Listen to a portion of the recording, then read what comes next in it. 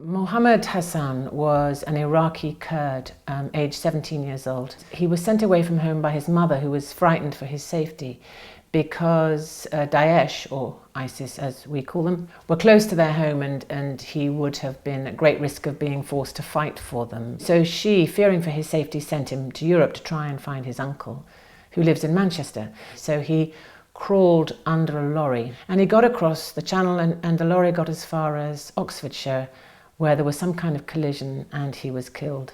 The irony in that is that this child should have been here months ago, legally and safely. So David Cameron, as we know, has pledged to take 20,000 refugees over 5 years. So that averages 4,000 a year. That is a tiny, tiny number of people. It breaks down to 2 families per parliamentary constituency. These are tiny numbers that would make no difference at all. So we could certainly and should be upping our intake of these refugees.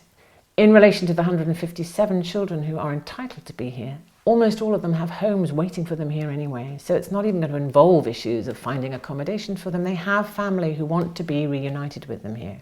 There is an amendment proposed by Lord Alf Dubs, an amendment to the immigration bill, which is going to be debated in the House of Commons in about 10 days' time.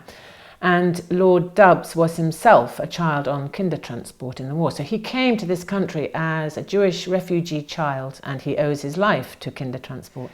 There were 10,000 approximately children who came into this country that way.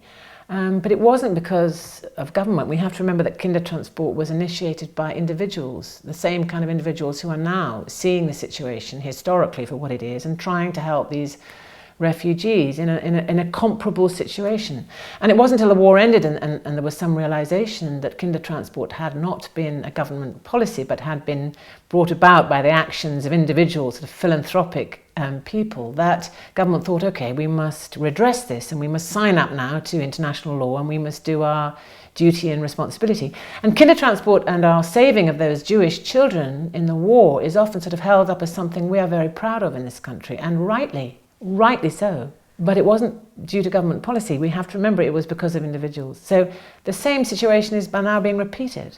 You know, we know that 10,000 children have gone missing across Europe. The children in Calais are faced now with a very, very severe choice. They can either try the train tracks or they go off with traffickers. And those are the 2 choices available to them. And that's been the case for 6, 7, 8 months now. We cannot allow that to go on. We have to do our duty and bring these children over.